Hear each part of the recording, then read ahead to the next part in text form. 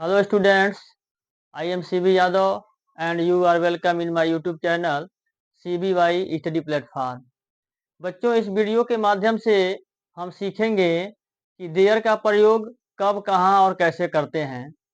There का जो correct use है वो इस वीडियो के माध्यम से आप सीखेंगे। इस वीडियो को देखने के बाद आपको थोड़ा भी डाउट नहीं रहेगा कि देयर का प्रयोग कैसे करते हैं और किस प्रकार के सेंटेंस में करते हैं। आप देख रहे हैं लिखा गया है यूज ऑफ देयर, स्थान सूचक एवं समय सूचक।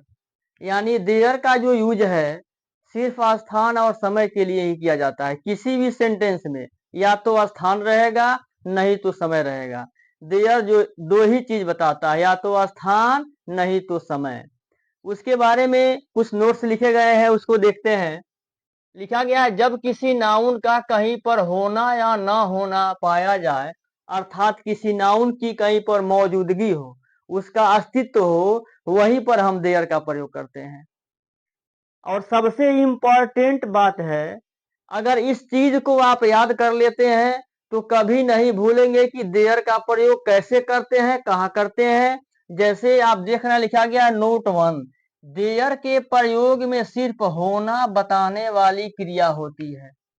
क्या होना? नाउन का होना। कोई भी नाउन जब किसी स्थान पर उसका होना बताया जाएगा तभी हम देयर का प्रयोग करेंगे। स्थान और समय के साथ किसी नाउन का होना जरूर बताया जाएगा। नोट 2 में आप देख रहे हैं जब नाउन सिंगुलर हो तो देयर इज का प्रयोग करते हैं, जब नाउन प्लूरल हो तो देयर आर का प्रयोग होता है, और जब कोई भी सेंटेंस पास्ट टेंस में हो तो इज के जगह पर वाज और आर के जगह पर वर का प्रयोग करते हैं। इसका स्ट्रक्चर है there plus verb, be verb, इजेएमआर, वाज वर्ब प्लस नाउन या सब्जेक्ट प्लस अदर।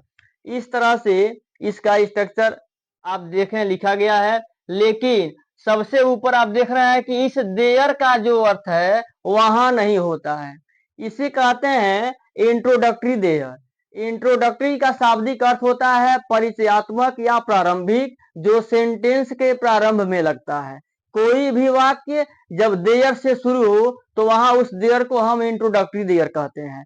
जैसे इस देयर का अर्थ, वहां देयर का शाब्दिक अर्थ तो वहां होता है, लेकिन देयर के प्रयोग में देयर का अर्थ कुछ नहीं होता है। यह सिर्फ एक परिचय बताता है, वाक्य की संरचना करता है, उसकी रचना को पूरा करता है।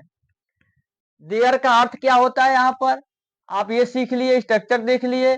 यहाँ कुछ सेंटेंस लिखे गए हैं, इस सेंटेंस के माध्यम से आप सीखेंगे कि देयर का प्रयोग है क्या। पहला जो सेंटेंस लिखा गया है मेज पर एक किताब है, उसी सेंटेंस को दोबारा लिखा गया है कि एक किताब मेज पर है। देखिए ये जो सब सेंटेंस है there is a book on the table.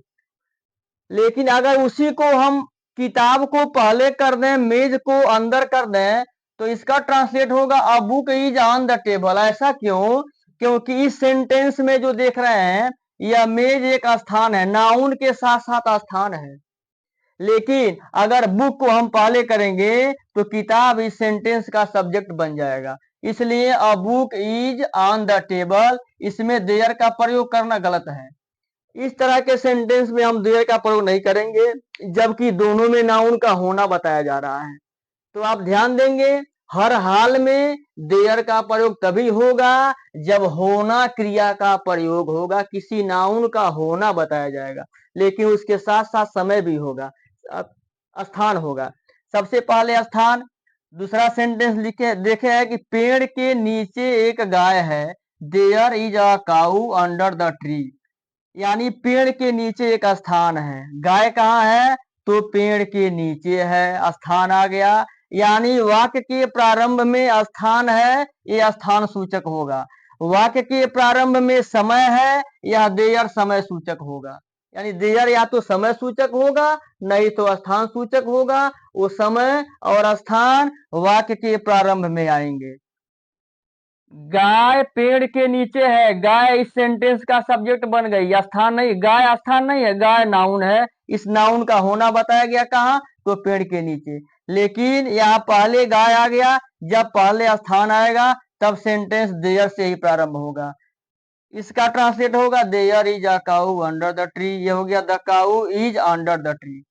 इस तरह से और भी सेंटेंसेज हैं, बहुत ऐसे सेंटेंस हैं। आसमान में बादल हैं, आसमान में तारे हैं, इस कुएं में मेढक हैं, एक महीने में 30 दिन होते हैं, एक सप्ताह में 7 दिन होते हैं। इस तरह से समय और स्थान बताने के लिए हम देयर का प्रयोग करेंगे। देयर का जो यहाँ अर्थ है वह बिल्कुल नथिंग है। जैसे आप एक सेंटेंस ले लीजिए, अगर लिख दिया जाए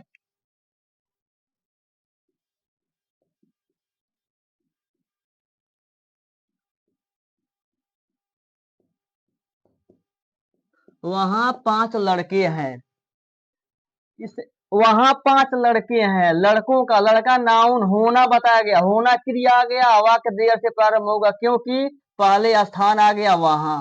वाक्य शुरू होगा देयर से, देयर। अब आप देख रहे हैं कि नाउन प्लूरल है, 5 लड़के, एक नहीं है, 5 है तो आर, यहाँ सिंगुलर है तो इज, प्लूरल है तो आर। तो देयर आर 5 बॉयज देयर। अब आप देख रहे हैं यहां भी देयर और यहां भी देयर। यहां इसलिए देयर क्योंकि यह देयर का प्रयोग है, वाक्य के प्रारंभ में स्थान बताया गया।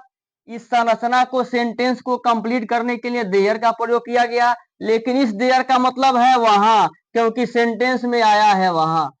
देयर का मतलब वहां भी होता है, इसलिए इस देयर का अर्थ हो गया वहां, और इस देयर का मतलब कुछ नहीं। तो देयर आर 5 बॉयज देयर, यानी इस सेंटेंस को बताने का मतलब यह है कि देयर के प्रयोग में देयर का जो अर्थ होता है वह कुछ नहीं होता है। देयर जो है केवल संरचना बताता है। जैसे मान लीजिए कोई सेंटेंस हो, एक मंत्री था, एक मंत्री था, एक की अंग्रेजी अ मिनिस्टर वाज। ऐसे लिखना गलत है, ऐसा कोई सेंटेंस नहीं होता है। आप देखेंगे एक मंत्री था, समय नहीं है लेकिन होना बताया गया। किसका होना? मंत्री का होना। मंत्री था, कहां पर था? लेकिन था। मंत्री नाउन है तो नाउन का होना बताया गया। तो इससे सेंटेंस को देयर से प्रारंभ करेंगे, बिना देयर का लिखना ऐसा गलत माना जाएगा। इस तरह के सेंटेंस को जब किसी नाउन का होना बताया गया तो हम ऐसे सेंटेंस को देयर से यूज प्रारंभ करेंगे, बिना देयर का लिखना सेंटेंस गलत हो जाएगा। और मिनिस्टर वाज सेंटेंस गलत है, एक मंत्री था, इसका अनुवाद होगा देयर वाज अ मिनिस्टर। इस तरह से एक राजा है, देयर इज अ किंग, एक लड़का है, देयर इज अ बॉय, वहां शांति है, देयर इज पीस देयर, यहाँ भीड़ है, देयर इज क्राउड हियर। इस तरह से देयर का प्रयोग आप इस तरह के सेंटेंस में कर सकते हैं। लेकिन आप देख रहे हैं तो स्थान सूचक हो गया, और समय सूचक क्या होता है? केवल जो स्थान है, स्थान के जगह पर केवल समय आ जाएगा, उस सेंटेंस को भी हम देयर से प्रारंभ करेंगे। जैसे शाम को एक प्रीति भोज है, there is a dinner in the evening. आप देख रहे हैं स्थान की जगह पर यहाँ समय, शाम को समय है न कि स्थान है, तो शाम स्थान की जगह पर समय आ गया। ऐसे सेंटेंस को भी हम देयर से लिखना प्रारंभ करते हैं। तो समय और स्थान वाले जो भी सेंटेंस है उसको बिना देयर से लिखना गलत हो जाएगा। इस तरह से अन्य और भी सेंटेंस हैं, जैसे सोमवार को देख रहे हैं समय है, सोमवार को एक सभा है, there is a meeting on Monday. फिर समय आज रात, आज रात एक पार्टी है, there is a party tonight. Tonight को आप अलग भी लिख सकते हैं, एक में भी लिख सकते हैं। इस तरह से ये जितने भी सेंटेंस हैं या तो समय सूचक हैं नहीं तो स्थान सूचक हैं। जैसे उस छत पर स्थान हो गया, नदी के किनारे स्थान हो गया। यहाँ देख रहे हैं न स्थान है न समय है, फिर भी सेंटेंस को देयर से शुरू किया गया क्योंकि नाउन का होना बताया गया, कोई है होना बताया गया। अभी आप पढ़े हैं कि जब किसी नाउन का होना बताया जाए, यानी होना क्रिया है, तो देयर से ही बनेगा। कोई नहीं है, देयर इज नन और नो वन। कमरे में एक बिल्ली थी, पास्ट टेंस हो गया, केवल इज के जगह पर वाज कर देंगे। यहाँ कमरे में, कमरा एक स्थान हो गया। कमरे में बिल्ली का होना बताया गया, देयर से शुरू हो गया। एक राजा है, देयर, एक राजा था, एक राजा था, देयर वाज अ किंग। एक राजा का होना बताया गया, दो मित्र थे, दो मित्र का होना बताया गया। इस तरह से इस वीडियो के माध्यम से आप सीखे कि देयर का प्रयोग तभी करेंगे जब होना बताने वाली क्रिया आई हो। यूज ऑफ देयर पार्ट 2 के लिए मिलते हैं नेक्स्ट वीडियो में। तब तक के लिए thank you so much for watching this video.